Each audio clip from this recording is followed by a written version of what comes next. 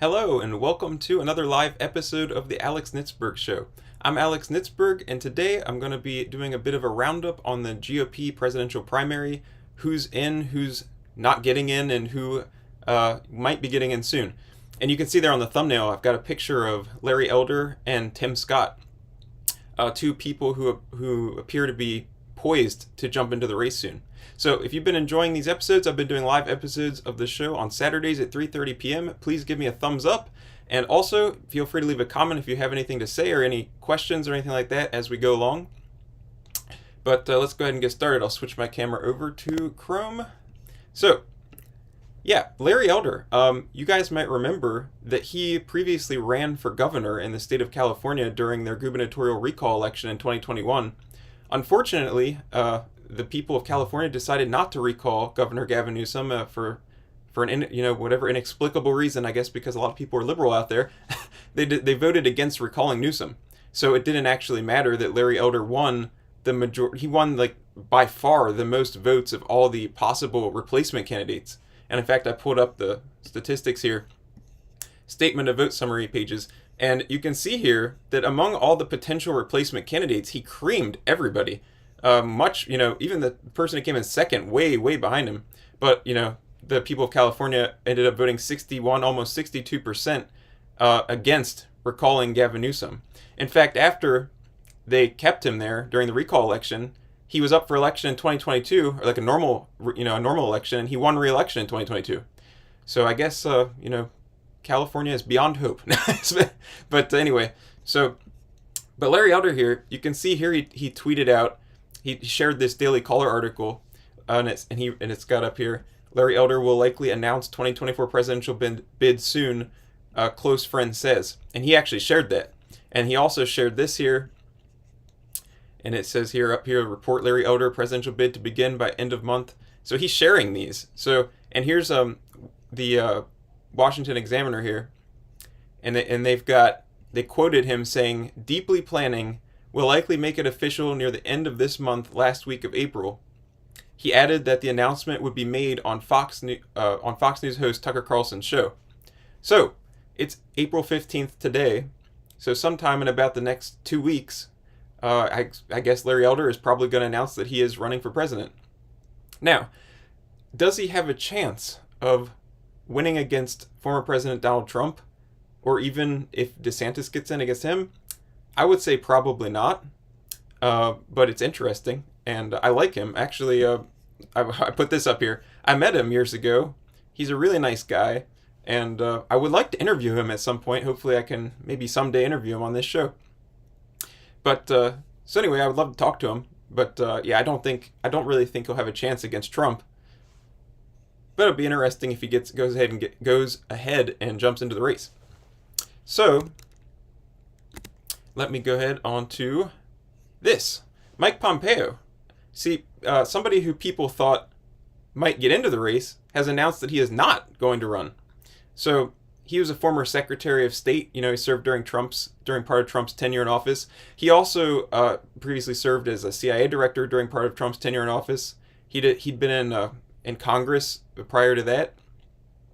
And, it seemed like maybe he was going to jump into the race, and he would be a candidate who I would say absolutely no chance whatsoever if he did get in. So he decided not to get in. I got a couple of clips here I was going to show you from him. I'm Mike Pompeo. After much consideration and constant prayer, Susan and I have concluded that I will not be a candidate for the presidency of the United States in 2024. This decision is deeply personal, and ultimately we decided that the time is just not right. At each stage of my public service, as a soldier, as a member of Congress. All right, now I wanted to show you this clip because while he announced that he wasn't running, he appeared to leave the door open to the possibility that he could run at some point in the future. So check this out. To those of you this announcement disappoints, my apologies.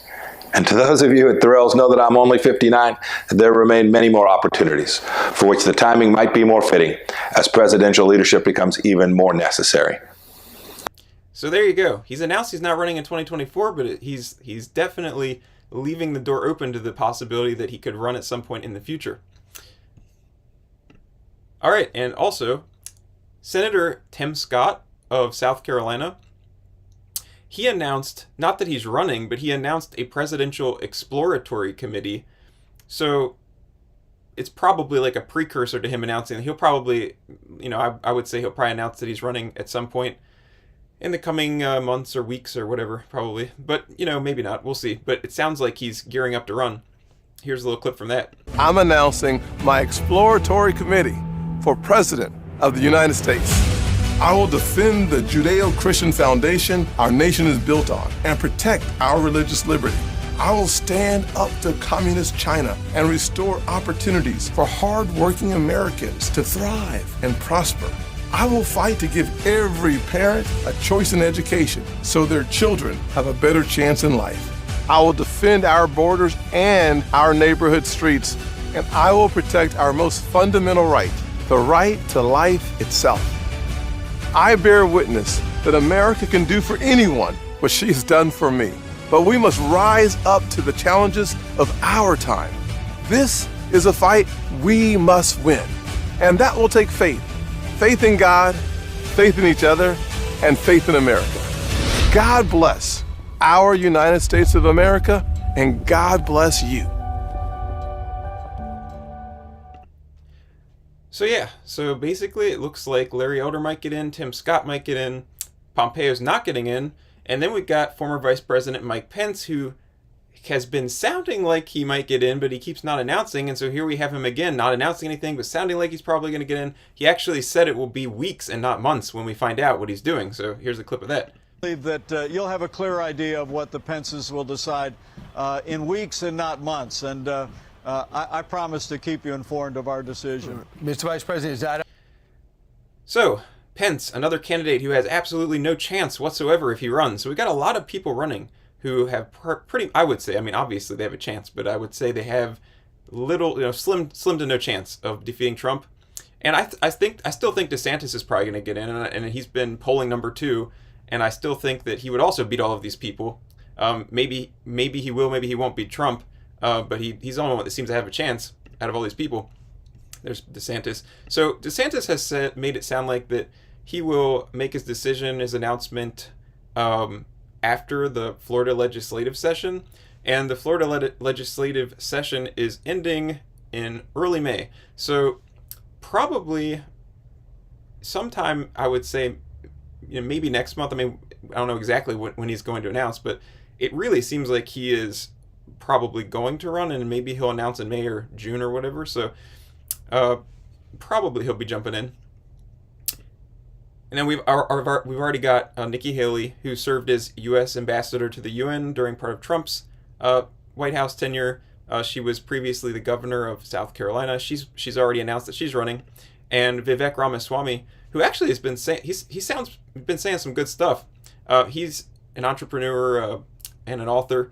He's running already. And Asa Hutchinson, former governor of Arkansas, who I've talked about in other episodes and pointed out, that horrible veto that he did when he vetoed that common sense bill, to ban the gender transitions for young people and stuff. Anyway, so he's already running. Also, I would say the 3 of them probably got no shot against Trump. Although I'm liking some of what I'm hearing from Vivek Ramaswamy. So that's all going on. So that's pretty much where things are right now. Let me know if you got any comments or questions or anything like that. I got one other topic I'm going to discuss, and then I got some funny tax-related videos from Ronald Reagan to show you guys. Everybody's probably thinking about taxes right now. So this flower business basically refused to service a Republican National Committee event.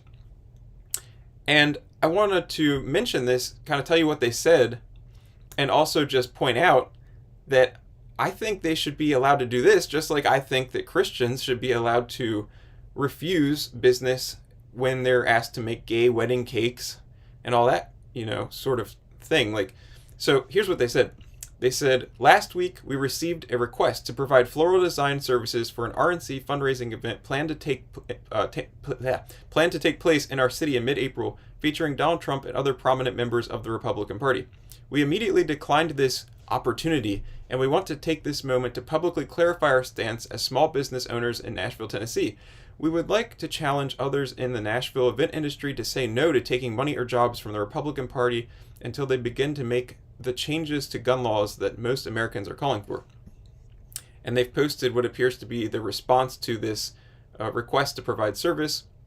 And you can see here they said, "We have a lot of clients that are conservatives and we respect their views and appreciate their business. We feel like there is room in America for liberals, conservatives, and everyone in between. Sometimes we feel like we are some of the last people in the country that feel this way. Unfortunately, this event and some of the speakers listed are beyond our comfort level."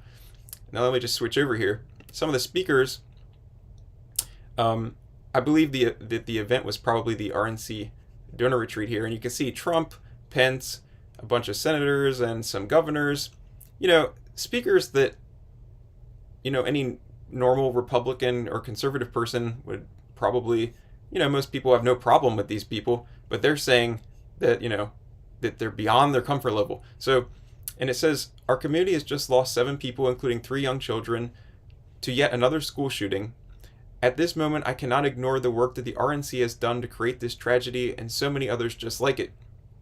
Anyway, I want to make the point here that this business, this flower business, this florist, why they should be allowed.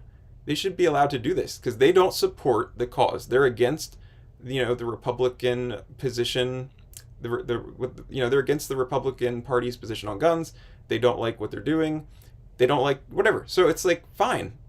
Okay, great. You can refuse service to them if you want to. If I was in this business, if I sold flowers and did arrangements, and Planned Parenthood, or potentially even the Democratic National Committee came to me and said, "Can you do an arrangement for us?"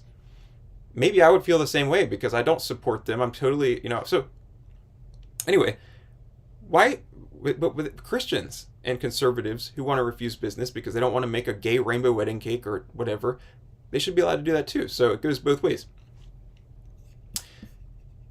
So that is that. Let me check and see. All right, I got a couple comments here. All right, so let's see here.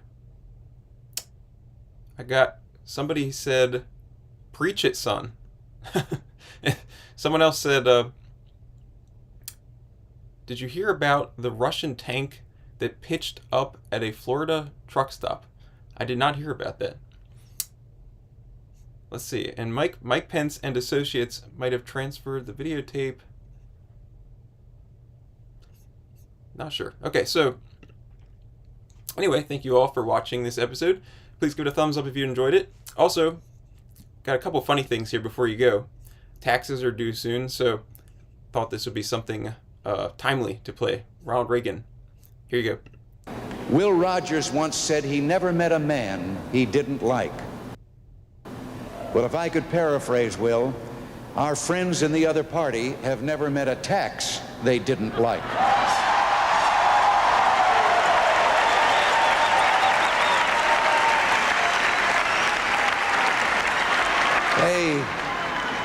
They didn't like or hike. And I got another one here. In our debate, I got a little angry at all those times he distorted my record. And on one occasion, I was just about to say to him very sternly, "Mr. Mondale, you're taxing my patience."